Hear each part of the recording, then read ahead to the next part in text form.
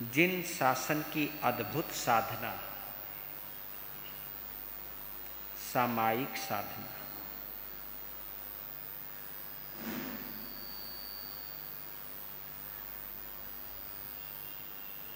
छह आवश्यकों में प्रथम आवश्यक सामायिक आवश्यक,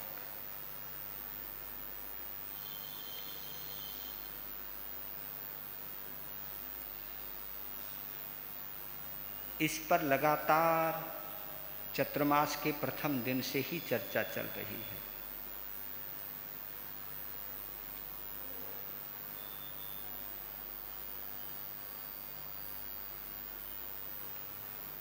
जो जैनत्व के लिए पहला आवश्यक है,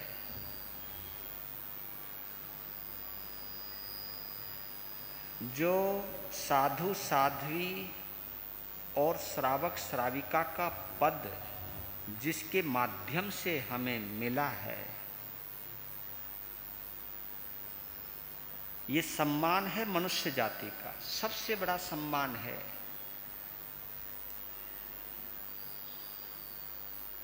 मनुष्य जाति की महिमा बढ़ती है जब एक मनुष्य श्रावक और श्राविका बनता है, और उससे बड़ी महिमा तब बनती है जब कोई श्रावक और श्राविका साधु और साध्वी बनता है। और साधु और साध्वी तब जाकर के और महिमान्वित होता है जब संत अरिहंत बनता है, फिर वहां यात्रा पूर्ण होती है। शुरुआत मनुष्य से हुई और आखिरी परिणाम अरिहंत दशा, जिसके बाद सिद्ध अवस्था निश्चित, वहां कोई क्वेश्चन नहीं है। अरिहंत बनने से पहले सब क्वेश्चन खुले हुए हैं, कुछ भी हो सकता है, लेकिन अरिहंत बनते ही सब क्वेश्चनों पर विराम चिन्ह, अब कुछ नहीं, अब सिद्धालय। लेकिन इसकी शुरुआत सामायिक से ही है।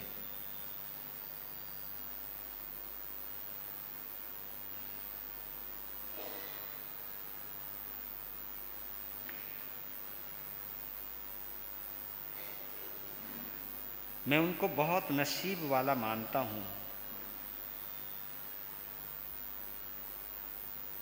जिनको सामायिक करने की प्रेरणा मिलती है, और प्रेरणा से जिनके अंदर सामायिक करने के भाव पैदा होते हैं।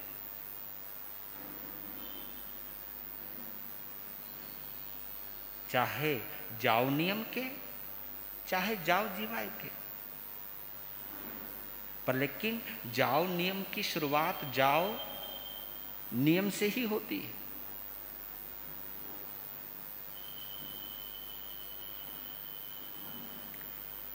तो इच्छा कारण का पाठ चल रहा है। हम लोग जाने अनजाने में 10 प्रकार की विराधना करते हैं, और उस विराधना को हम सभी को गहराई से जान लेना चाहिए, क्योंकि विराधना का ज्ञान अगर हो गया तो ही हम आराधना कर पाएंगे।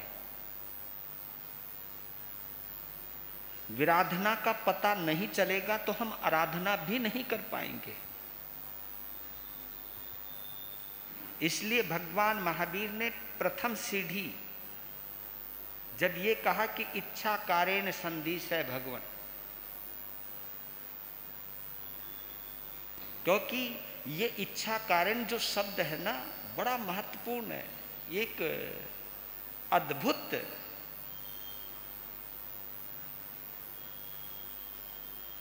भव्य दशा का अंतर्नाद है ये। जब ये होती है कि नहीं, अब प्रभु तेरा होना है, तेरे जैसा होना है।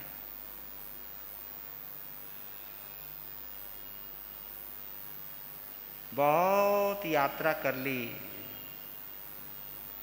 4 गति 84 लाख जीवा योनियों की। अब जीवा योनियों में नहीं, अब तो सिद्ध शिला पर जाना है।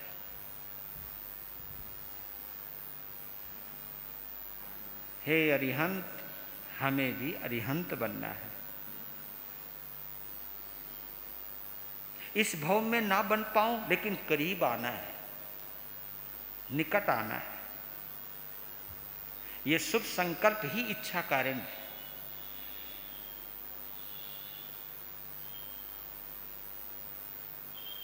और जो बड़ों को सामने रख करके चलता है ना, इच्छा कारण संधि से भगवान, यानी भगवान को जब अपने सामने रख करके चलता है या अपने बड़ों को अपने सामने रख करके चलता है, तो वैसे ही उसकी यात्रा सुगम हो जाती है, सरल हो जाती है। क्योंकि जिन शासन में ये भाव आने नहीं हम अपने बलबूते पर प्राप्त करेंगे, नो,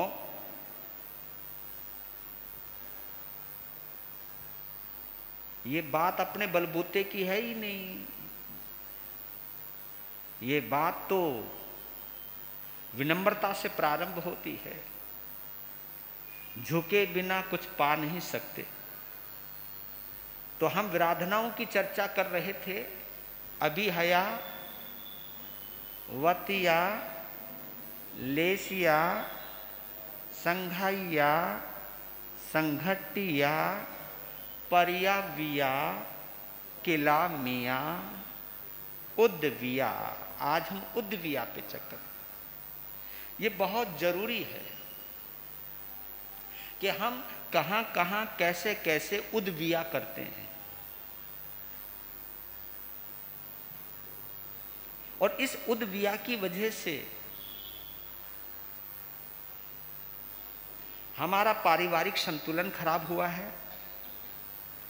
इस उद्विया की वजह से हमारा सामाजिक संतुलन खराब हुआ है। इस उद्विया की वजह से हमारा खुद का मानसिक संतुलन खराब हुआ है। ये जो उद्विया है ना, ये भी एक महत्वपूर्ण कड़ी है हमारे जीवन की। और आप देखोगे इस उद्विया में सबसे बड़ी कोई भूमिका निभाता है या कोई भूमिका निभाती है, तो वो कौन सी कड़ी है? वो है आपकी जबान। उद्विया यानी उत्तेजित करना। कोई शांत है उसे अशांत करना, किसी के अंदर आग लगा देना, भड़कालू शब्द बोल देना, तीखे तीक्ष्ण शब्दों का प्रयोग करना, उत्तेजना का माहौल बना देना, उबाल, तनाव, अशांत वातावरण का निर्माण करना, ये उद्विया है। और इस उद्विया से हम कहां कहां कैसे कैसे गुजरते हैं। इच्छा कारण के पाठ में इसकी भी आलोचना की जाती है। इच्छामि परिक्रम्यो, जब आपके मन में प्रतिक्रमण करने के भाव पैदा होते हैं कि मैं प्रतिक्रमण करूं, तो इसका मतलब क्या है कि प्रतिक्रमण शुरुआत करने से पहले अपनी उन विराधनाओं के ऊपर जरूर फोकस कर लो, उन विराधनाओं पर जरूर गौर कर लीजिए। क्योंकि ये विराधना जो कर करके आए हो, जब तक इसका प्रतिक्रमण नहीं होगा, यानी इसकी आलोचना नहीं होगी, जब तक इसको स्वीकार नहीं करोगे, हाँ एक्सेप्ट माई मिस्टेक, मैं अपनी गलती स्वीकार करता हूं कि मेरे द्वारा किसी की उपेक्षा हुई है, मेरे द्वारा किसी की हीलना हुई है, मेरे द्वारा किसी को मसला गया है, किसी की भावनाओं को कुचला गया है, मेरी वजह से मैंने समाज में परिवार में विघटन का कार्यक्रम किया है। मैंने कहीं ना कहीं कसायों के चतुष्टय के प्रभाव में आकर के मैंने पता नहीं क्या क्या संघट्टे किए हैं, मैंने कितने मानसिक विकार पैदा किए हैं, और मैंने क्या क्या वातावरण भी बनाया है, मैंने कितनों की हिलना, कितनों को किला मिया किया है। ये जब तक पहुंचते पहुंचते पहुंचते उद्विया तक भी तो आओ। उद्विया ठाणाओ ठाणम संकामिया जीव्याओ बब्रोविया, इसकी चर्चा हम बाद में करेंगे, लेकिन ये उद्विया को जरूर समझना है।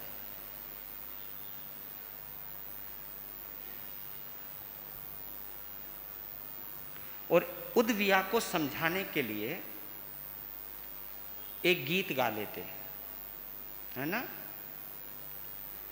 गीत से क्या होगा, एक तो आपका बैठे बैठे गाते गाते विजन ही क्लियर हो जाएगा। गीत एक ऐसा सरल माध्यम है जो सुनने में भी आसान होता है और समझने में भी आसान होता है, ज्यादा जोर नहीं लगाना पड़ता।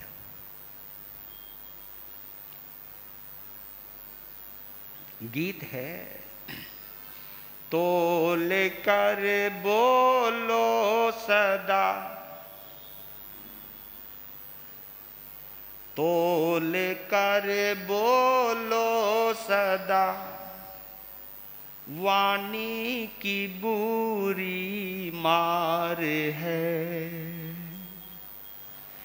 तोल कर बोलो सदा, वाणी की बुरी मार है। दो दिलों के बीच में ये खींचती दीवार है। दो दिलों के बीच में ये खींचती दीवार है। तोल कर बोलो सदा, वाणी की बुरी मार है। अपना गुलशन क्यों उजाड़ो, इस वचन की मार से। अपना गुलशन क्यों उजाड़ो, इस वचन की मार से। दिल की दौलत तुम लुटाओ, इस हृदय उदार से। दिल की दौलत तुम लुटाओ, इस हृदय उदार से। प्यार की दौलत के आगे स्वर्ग भी बेकार है। प्यार की दौलत के आगे स्वर्ग भी बेकार है। तोल कर बोलो सदा, वाणी की बुरी मार है। तोल कर बोलो सदा, वाणी की बुरी मार है। दो दिलों के बीच में ये खींचती दीवार है। तोल कर बोलो सदा, वाणी की बुरी मार है। इस जबान ने क्या क्या किया पता है? कितनों को विधवा बनाया,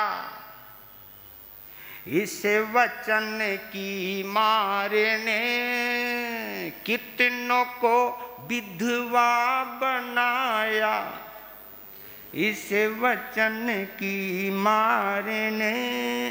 कितनी गोदें सूनी कर दी, इस वचन तलवार ने। कितनी गोदें सूनी कर दी, इस वचन तलवार ने। कुरुक्षेत्र की वो धरती भाइयों अब भी लाल है, कुरुक्षेत्र की वो धरती भाइयों अब भी लाल है। तो लेकर बोलो सदा वाणी की बुरी मार है, तो लेकर बोलो सदा। याद होगा ना, झरोखे में बैठ करके द्रौपदी ने मजाक बनाया था। किसका? दुर्योधन का। तब उसके मुख से एक शब्द निकला था मजाक में, आखिर अंधे के अंधे ही हुआ करते। वाह देवर जी, साबित कर दिया। झरोखे में बैठी है, जबान से निकला है ये बाण, चुभा है दुर्योधन को। संकल्प कर लिया, क्योंकि वो मायावी महल का निरीक्षण कर रहे थे। जहां आग नजर आ रही है वहां आग नहीं, जहां पानी नजर आ रहा वहां पानी नहीं, और वहां वो ऐसा उछल कूद कर रहा है, कहीं बच रहा है, कहीं धोती उठा रहा है। ये सब दृश्य देख करके मजाक बना दिया, और फिर पता चलता है कि उस मजाक में कितना बड़ा मजाक बन गया। 18 अक्षौहिणी सेना, ऐसा युद्ध हमारे जिन शासन में भी हुआ है। निर्यावली का सूत्र उदाहरण है उसका। वो राजा कौनिक की ख्वाहिश का युद्ध था, आकांक्षाओं का युद्ध था, जहां वहां पर भी एक खून की नदियां बही हैं, मांसों का ढेर लगा है। कहीं ख्वाहिशें बर्बादी लाती हैं, कहीं ये बदजुबान बर्बादी लेकर के आती है। इसलिए कह रहा हूं कि सोच लीजिए। तो लेकर बोलो सदा वाणी की बुरी मार है, तो लेकर बोलो सदा वाणी की बुरी। और याद रखना, तीरिया बंदूक का तो घाव भर ही जाता है, तीरिया बंदूक का तो घाव भर ही जाता है। विष बुझे वचनों से प्राणी जन्मों तक दुख पाता है, विष बुझे वचनों से प्राणी जन्मों तक दुख पाता है। दिल को रमणीक तुम बनाओ गर प्रभु से प्यार है, दिल को रमणीक तुम बनाओ गर प्रभु से प्यार है। तो लेकर बोलो सदा वाणी की बुरी मार है, तो लेकर बोलो सदा वाणी की बुरी मार है। दो दिलों के बीच में ये खींचती दीवार है।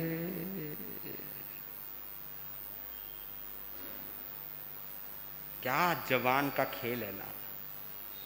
ये 3 इंच की जबान है। कितनी? कमाल है यार।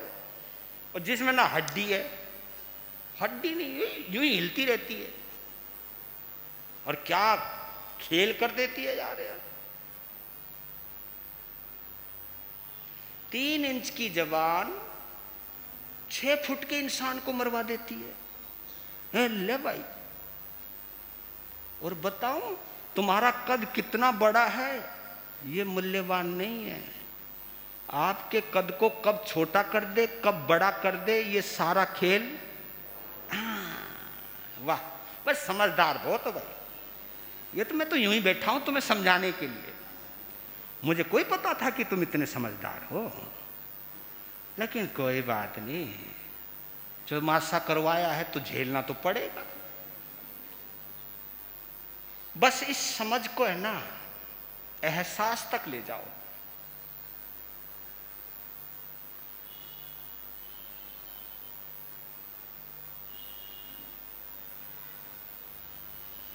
दांत कहे जीभ से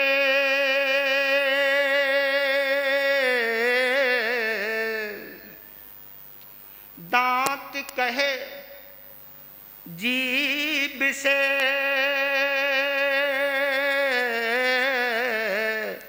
तू एक हम 32 रगड़ा झगड़ा जो तू करे देंगे तुझको पीस। कमाल हो गया, दांत अकड़ गए भैया, दांत बोलने लगे, ओ जीवड़ी ये ज्यादा लपर चपर मत किया कर, इधर उधर मत घुमा कर ज्यादा तू। हाँ, तुझे मालूम होना चाहिए कि तेरी रखवाली के हम 32 पहरेदार हैं, एक नहीं। अगर बच्ची, अगर तू किसी वजह से मारे बीच में आ गई ना, थारो कचूमर निकाल देंगे हम। दांत थे भाई, अकड़ थी, अपनी संख्या का गुमान था, क्योंकि जीभ एक थी, दांत भाई संगठन है और बिल्कुल पिरोए हुए हैं, एक ही ले में, एक ही रो में। उनकी अकड़ वाजिब है, लेकिन बोलने से पहले भूल गए कि जिसको तू एक समझता है ना, इसकी पावर बहुत है। उन 32 को इस तरह उछलते हुए, क्योंकि कभी कभी तुम्हारे साथ भी हो जाता है ना, जब बढ़िया सा माल खा रहे हो, जीभ चटकारे ले रही हो, और क्या पता चटकारों के बीच में दांत भी चल रहे हो और जीभ भी चल रही हो, तो कभी कभी ऐसा हो जाता है ना, दांतों के बीच में, ओए हे क्या बोल दिया मैंने। उस समय बताया करो आप, वो खाते खाते काहे कितना भी अच्छो भोजन क्यों ना हो, लेकिन दांतों के बीच में अगर जीभ आ जाए और कट जाए तो सारा भोजन बेस्वाद हो जाए। तो उसी बात पे, क्योंकि बेचारी जीभ तड़फती है और उसकी तड़प को दांतों ने देखा और दांतों को हो गया गुमान, सोचने लगे कि देख, पहले कह रहे थे कि इधर उधर ज्यादा लपर चपर मत किया कर, टोंट मार दी दांतों ने, तो जीभ भी कौन सी पीछे थी। जीभ ने कहा, जीभ कहे दांतों से तुम हो चाहे 50, एक बात ऐसी कहूं मुंह से देऊं निकास। कहे चुप, ज्यादा मत उकड़ो, ज्यादा मत उछलो, अगर एक बात ऐसी कह दी ना, ये सारी 32 सारी 32 महाराज, ये मैं उद्विया की पहचान बता रहा हूं। ये उद्विया मजाक मजाक में जीवन का एक संदेश दे रहा हूं, और ये प्रैक्टिकल बात है, प्रैक्टिकल बात से ही आपको समझाने की कोशिश कर रहा हूं। क्योंकि एक भाई वंदना कर रहा था, फटाफट आ गया, आगे के 3-4 दांत टूटे हुए थे। अब क्या करे, दांत उसे बड़े बुरे लग रहे थे और वंदना करनी जरूरी थी। तो आगे रुमाल एक हाथ से टीको तो आया हिनम पया हिनम। मैंने ये सोचा कि श्रावक बड़ा विवेकी है, बस श्रावक बड़ा विवेकी है, जब कमाल है, चाहे एक हाथ घुमाना पड़े। मैं उसकी विवेकपणे से बड़ा प्रभावित हुआ। कमाल है, इतना विवेक। पूछ लिया बाद में, श्रावक जी आपको ये विवेक का ज्ञान कहां से मिला? एक हाथ मुंह पर, एक हाथ स्थिति बड़ी गजब की थी। और क्या बात है, उसने मुंह से रुमाल नहीं हटाया। मैंने कमाल है, कहीं बैठा भी हो तो कहने लगा विवेक की बात नहीं है, इज्जत की बात है। मैंने इज्जत की बात है, और ये विवेक इज्जत में कैसे बदल गया? फिर उसने अपना घूंघट उखाड़ा, है ना, समझ गए? तो आगे के नीचे के दो दांत गाया। ये क्या हुआ?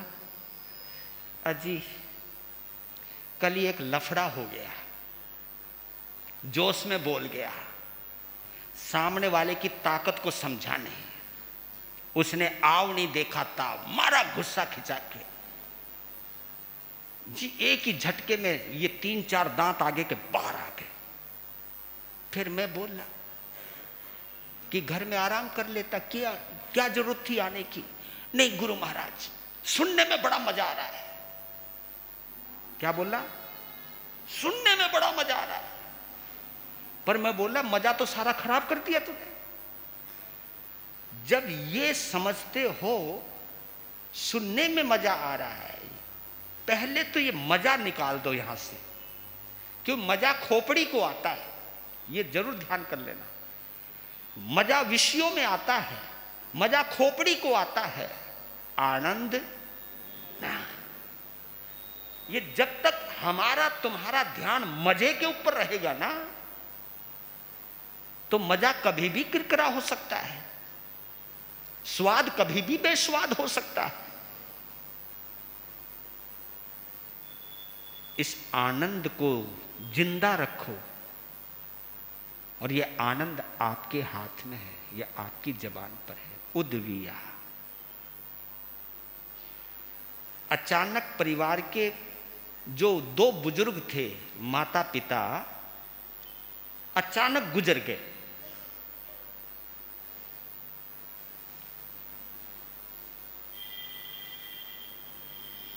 गांव का माहौल था, वो परिवार बड़ा इज्जत वाला था, रिश्तेदार भी बड़े सुविज्ञ थे।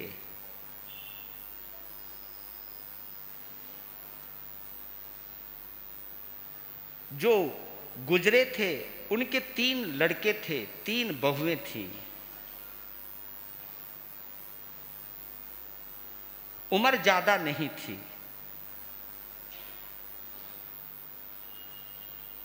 सबसे बड़ी बहू 35-36 साल की थी, दूसरी 32-30 के बीच की थी, और तीसरी 28 और 30 के बीच में थी। छोटी उम्र, और परिवार की गरिमा बहुत बड़ी, परिवार की प्रतिष्ठा बहुत बड़ी। सबको बैठाया गया, और सबने पहले तो उन दोनों को श्रद्धांजलि दी, और ये अफसोस जाहिर किया कि हमें पता नहीं था कि इस परिवार से उन समझदार लोगों का साया अचानक इस तरह उठ जाएगा। लेकिन बड़ों की इज्जत को बरकरार रखने के लिए तुम सबका, यानी तुम तीनों का, चाहे 3 भाई हो चाहे 3 बहुएं हो, तुम तीनों का यानी तुम 6 का आपस में मिलकर रहना बहुत जरूरी है। और किसी को आगे जो फैमिली राइट्स होते हैं, ये आप तीनों में से कौन लेगा कौन नहीं लेगा, इसकी परीक्षा की जाएगी। तो बड़ी ने कहा कि इसमें परीक्षा की क्या बात है, मैं बड़ी हूं, सभी को मेरे अंडर में रहना चाहिए, मेरा अधिकार, क्योंकि इस घर में मैं पहले आई हूं, तो मेरा अधिकार पहले है। शांत। मझली बोली, इस घर की रौनक मैं हूं, इस घर की जो तिजोरियां भरी हैं वो मेरी वजह से भरी है। इस घर की मालकिन बनने का अधिकार, लो जी, अभी चिता शांत नहीं हुई, यही लफड़ा चालू हो गया। फिर छोटी को कहा, छोटी नीचे मुंह करके बैठी रही, कुछ बोली नहीं।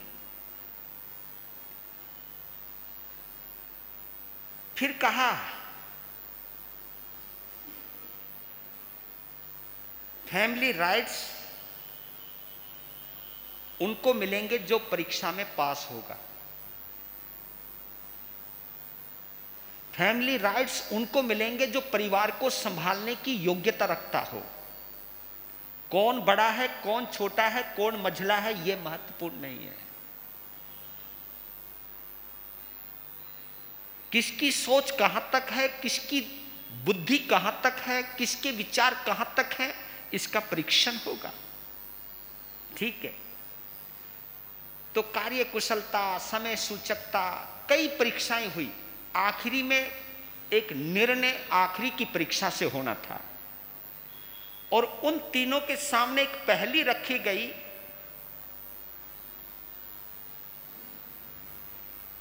कि किसकी आवाज दूर तक सुनाई देती है। उसका नाम बताओ जिसकी आवाज दूर तक सुनाई देती है। तो बड़ी बोली, ये भी कोई सवाल है? सबसे दूर तक आवाज सुनाई देती है गांव के मुर्गे की। पहले गांव में मुर्गे बोला करते थे, याद होगा। पहले मुर्गा हाँ बाग देता था तो सारा गांव जाग जाता था। मुर्गे की बाग से पता चलता था कि दिन निकलने वाला है। मुर्गे की बाग घर घर तक सुनाई देती है। ओ, मझली ने कहा, है सबसे ज्यादा दूर तक आवाज सुनाई देती है कुत्ते की। हाँ, कुत्ता अगर भौंक रहा हो तो चोर की भी हिम्मत नहीं जो घर में घुस जाए।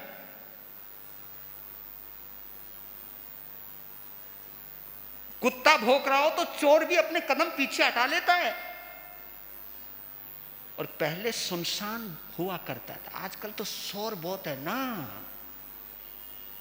पहले तो भैया कहीं थोड़ी सी भी आवाज होती थी तो उसकी आवाज सुनाई देती थी। अब तो इतना शोर है, इस शोर में मैं भी शोर मचा रहा हूं, फिर भी पता नहीं सुनाई दे रहा या नहीं दे रहा। चलो, सबसे छोटी की तरफ नजर पड़ी कि तुम बोलो बेटा। कहा कि छोटी मुंह बड़ी बात। मेरी नजरों में मीठी जुबान की आवाज दूर तक सुनाई देती है और देर तक सुनाई देती है। क्या बोला उसने? एक शब्द और जोड़ दिया, दूर तक सुनाई देती है और देर तक सुनाई देती है।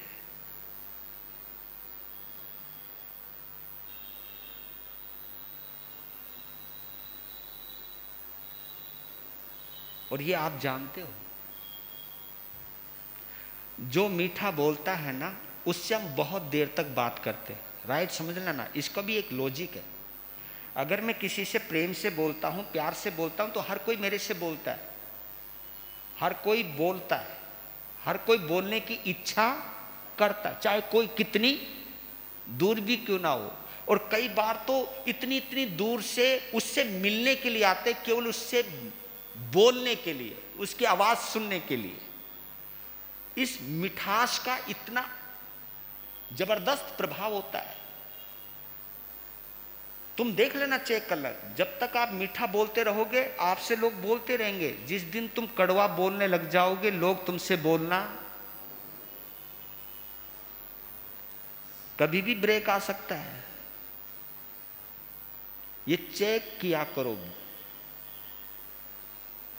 मीठा बोलोगे, देर तक बोलोगे और आपकी आवाज देर तक सुनाई देगी, हर कोई सुनेगा। ये शब्द सुनते ही जो परिवार के और बड़े जो परीक्षा करने वाले थे वो तो कायल हो गए। और ये तो आप समझ गए होंगे फैमिली राइट्स किसको मिला होगा, मुर्गे वाले को या कुत्ते वाली को? जबान वाले को। क्योंकि घर मुर्गे और कुत्तों पर नहीं चलता है, घर आपकी जबान पे चलता है,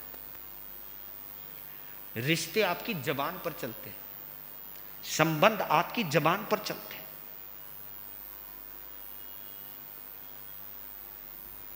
और ये सामायिक है। हमारी इच्छा कारण का पहला ही पाठ है उद्विया, कि अगर तुमने किसी को उत्तेजित किया है, तुम्हारी वजह से कोई क्रोध में आया है, कोई अशांत हुआ है, पहले मिच्छामि, पहले प्रतिक्रमण करो, पहले क्षमा मांगो उससे, फिर करना सामायिक, फिर करना प्रतिक्रमण। और यहां पर कई लोग ऐसे भी होंगे जिनको आपस में बोले हुए पता नहीं कितने महीने कितने साल हो गए, लेकिन सामायिक करनी नहीं छोड़ी। मैं सामायिक करने को छोड़ने को नहीं बोल रहा हूं, लेकिन मैं सामायिक को समझाने के लिए बोल रहा हूं कि जब आप सामायिक करो ना तो अपने आप को भक्तांबर में माला जाप में मत उलझाओ। उलझाओ कम, सुलझाओ ज्यादा। क्योंकि जितने भी पाठ हैं इसमें तुम उलझ सकते हो। सुलझाओगे कैसे कि ये पता लगे कि मेरे से विराधना क्या क्या हुई, क्यों क्यों हुई। आप ध्यान कीजिए ना, आप सामायिक में ध्यान कीजिए और ध्यान में करते करते सोचिए मैंने विराधनाएं कितनी टाली है, मैंने बोल करके तो कर दिया है लेकिन एक्चुअल में किया है या नहीं किया है। दूसरी बात और कहना चाहता हूं आपको, रसोई की जो आग होती है ना उसकी क्या विशेषता है। रसोई की आग हमें भोजन पकाकर देती है, आग है वो भी, लेकिन वो आग हमें भोजन देती है। और गोडाउन की आग, गोडाउन की आग कंगाल कर देती है। आग तो दीपक में भी जलती है, ज्योत में भी आग है, लेकिन वो हमें प्रकाश देती है। और आग तो जंगल में भी लगती है, जो जंगल को जलाकर स्वाहा कर देती। तो आपको यह देखना है, आग होना कोई बुरी बात नहीं है, लेकिन आग भोजन पकाने के काम आए, ना कि घर जलाने के काम ना आए, आग भोजन पकाने के काम आए। होश, ये होश जहां पर आता है। और दूसरी बात, यहां दिल और दिमाग और लेकर के आता हूं आपके सामने।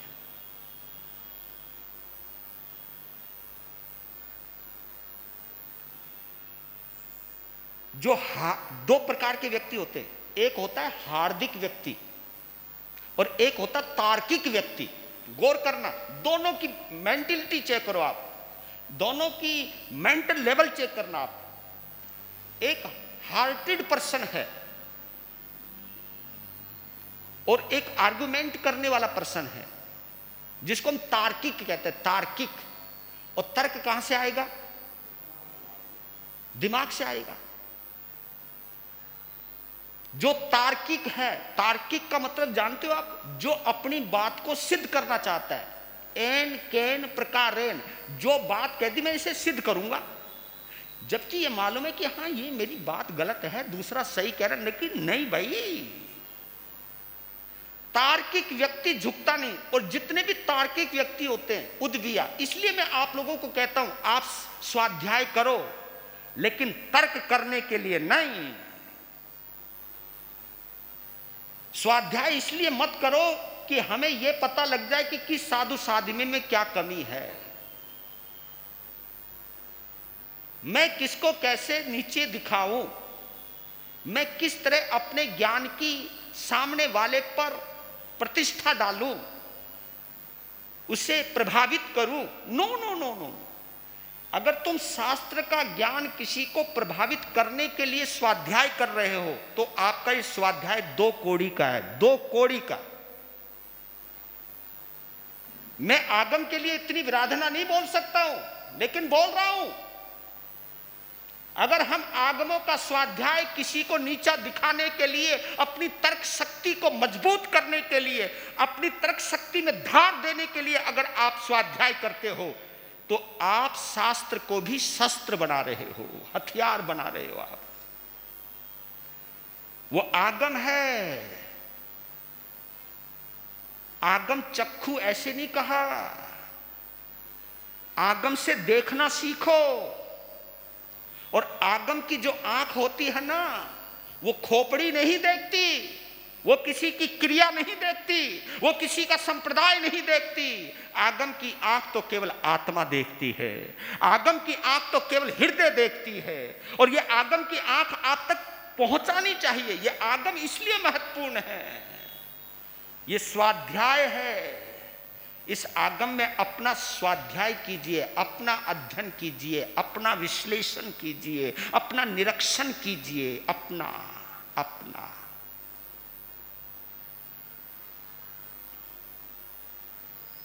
तो जो मधुर वाणी है ना, जो हार्दिक व्यक्ति वो होगा ना, जो हार्दिक व्यक्ति होगा उसकी जबान कभी कड़वी होगी ही नहीं, सच कह रहा हूं। और जो तार्किक व्यक्ति होगा ना, उसकी जबान में मिठास होगी ही नहीं। तर्क अहंकार से पैदा होता है और मृदुता, मधुर वाणी, मिठास, विनम्रता से पैदा होती है। कभी भी चेक कर लेना आप। तर्क जो है, और इसकी भी अपनी एक फैमिली है। हाँ, क्या समझते हो? मीठी वाणी की भी अपनी फैमिली है और कड़वी वाणी की भी अपनी फैमिली है, परिवार है। और आप चेक कर सकते हो, अपने अपने घरों को चेक कर लिया करो कि आपके घर का वातावरण कैसा है। अगर घर में कलह है, घर में अशांति है, घर में तानाकसी है, घर के अंदर किसी को नीचा दिखाया जा रहा है, तो कहीं ना कहीं अपनी वाणी को चेक करना जरूर कि कहीं ना कहीं इसमें इसका रोल तो नहीं है। और आप ये पाओगे, क्योंकि जहां से सोचोगे वहीं से बोलोगे ना।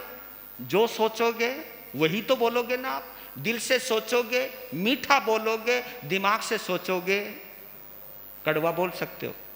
अगर मीठा भी बोलोगे ना, मीठा भी बोलोगे ना, वो भी मतलब के लिए बोलोगे।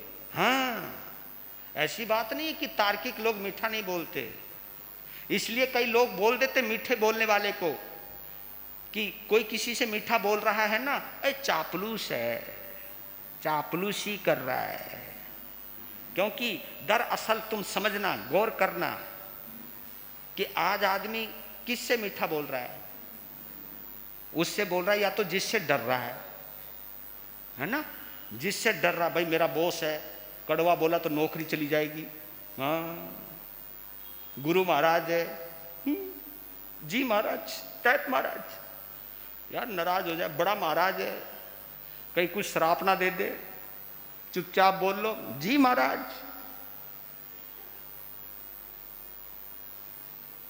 प्रधान है भाई, अध्यक्ष है, कभी छुट्टी कर दे मारी, जी जी मालिक। ये चापलूसी में आता है। डर के मारे बोलना या अपने मतलब को सिद्ध करने के लिए बोलना, अपने स्वार्थ को सिद्ध करने के लिए। क्योंकि जब आदमी मतलबी होता है ना, बहुत मीठा बोलता है। नहीं बोल तो दो, हाँ मतलब है तभी तक मीठा बोलता है। मतलब निकलती तू कौन मैं कौन, इस वजह से बदनाम होगी मीठी जबान। ऐसा नहीं कि वो तार्किक लोग या मतलबी लोग या स्वार्थी लोग मीठा नहीं बोलते, लेकिन बोलते, लेकिन कब तक? जब तक काम ना निकले। वो दिमाग से मीठा बोलते हैं, लेकिन जो हृदय हार्दिक व्यक्ति होता है वो हर परिस्थिति के अंदर मीठा बोलता है, क्योंकि मिठास उसकी जन्मदात्री है, उसके हृदय में पैदा हुई है। अब देखना, गौर करना आप, गाली का जवाब गाली से देना, ये क्या है? इसको हम क्या बोलते हैं? गाली का जवाब गाली से देना, इसको हम रिएक्शन बोलते हैं। क्या बोलते हैं? रिएक्शन, प्रतिक्रिया। गाली का जवाब गाली, इसको रिएक्शन कहते हैं। लेकिन गाली का जवाब गीत से देना, ये क्या है? ये रिवॉल्यूशन है, ये रिवॉल्यूशन है, ये एक क्रांति है, एक परिवर्तन है। गाली का जवाब गीत से देना, गाली का जवाब गीत से देना, ये रिवॉल्यूशन है। लेकिन गाली का जवाब गाली से देना, ये रिएक्शन है, रिएक्ट करना है। और बताऊं रिएक्शन कौन देता है?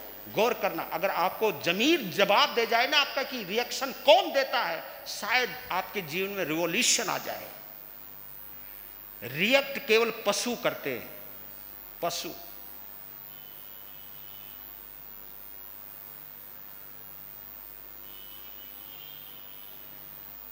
कुत्ता कुत्ते को, बोलो बोलो, कुत्ता कुत्ते को भोगता है, और दो सांड आपस में एक दूसरे को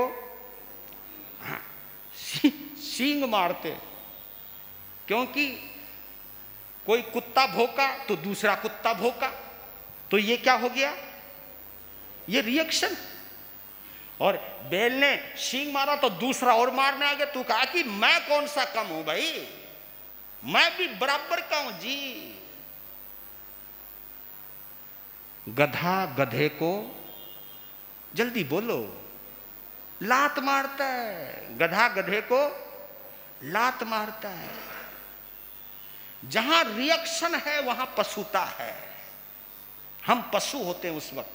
किसी ने मुझे गाली दी और मैंने उसको गाली दी, तो ये पशुता है, ये एक पशुता है। ये एक किस्म से उसमें और मेरे में अब कोई अंतर नहीं रहा। वो भी पशु बन चुका है, मैं भी पशु बन चुका हूं, क्योंकि मैंने रिएक्ट किया है, मैंने गाली का जवाब गाली से दिया है।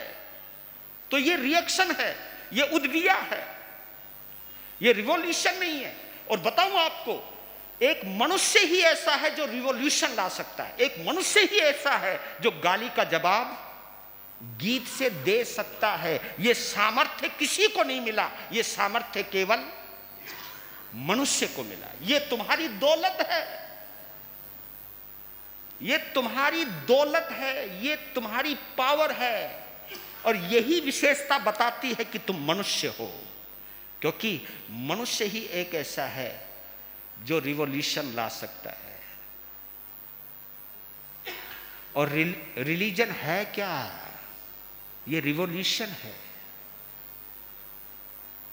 ये परिवर्तन शांति जनक है। लाओ ना इसको समझ जाओगे ना, सच कहता हूं, आपके जीवन में शांति आएगी। अपनी वाणी को जरूर चेक करना। उद्विया जीवन में कभी समाज का वातावरण अपनी, कई लोग कहते हैं जी सत्य बड़ा कड़वा होता है। हाँ, सत्य बड़ा, लेकिन सत्य को कहने का भी अंदाज होता है। सत्य कड़वा नहीं होता, जब खुंदक होती है तभी सत्य कड़वा होता है। और जब करुणा होती है ना, सत्य में भी मिठास आ जाती है। सत्य को कहने का तरीका अपना अपना होता है।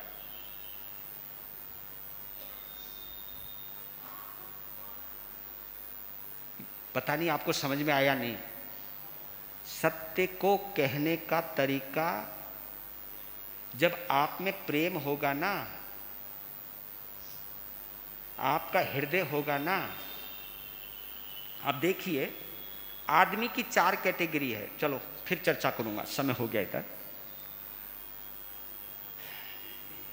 हम किस कैटेगरी में हैं फिर कल मिलते हैं, लेकिन आज तो फिर वहीं आ जाते हैं। ये गीत जो है ना, ये मैं बार बार क्यों सुना रहा हूं? अरे धारावाहिक तो एक बहाना है, ये गीत तो मुझे तुम्हारे दिमाग से दिल तक पहुंचाना है। बस किसी दिन दिल से सुनोगे ना समस्या का समाधान। जो गम किसी को हमने दिए, वो गम तो हम को लेने पड़ेंगे। जो गम किसी को हमने दिए, वो गम तो हम को लेने पड़ेंगे, लेने पड़ेंगे, लेने पड़ेंगे, लेने पड़ेंगे। क्या? जो गम किसी को हमने दिए, वो गम तो हम को लेने। भले का भला, बुरे का बुरा, नतीजा मिला करता है।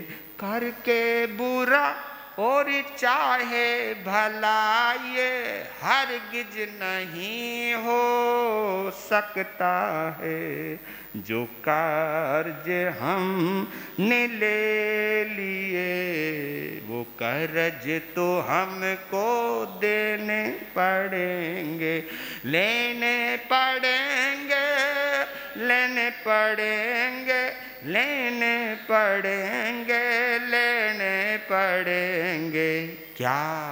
जो गम किसी को हमने दिए, वो गम तो हम को लेने। याद रखना, ये छोटा बड़ा, ये बड़ा छोटा, ये भेद रेखा खिंचती है क्यों दिल से मिटा ये भेद रेखा। आत्मा तेरी यूं गिरती है क्यों इस राग द्वेष के लिए। कितने जन्म हमको लेने पड़ेंगे, लेने पड़ेंगे, लेने पड़ेंगे, लेने पड़ेंगे, लेने पड़ेंगे। क्या? जो गम किसी को हमने दिए, वो गम तो हम को लेने। सब कुछ भुलाकर दिल में बसा प्रभु प्रेम को बदल जिंदगी मेरे भोले सजन। प्रेम करुणा का ले शरणा निकाल गंदगी मेरे भोले सजन। उसका प्रेम पाने के लिए, प्रभु प्रेम पाने के लिए कुछ कष्ट तो हमको सहने पड़ेंगे, लेने पड़ेंगे, लेने पड़ेंगे, लेने पड़ेंगे, लेने पड़ेंगे। क्या क्या क्या? जो गम किसी को हमने दिए, वो गम तो हम को लेने पड़ेंगे।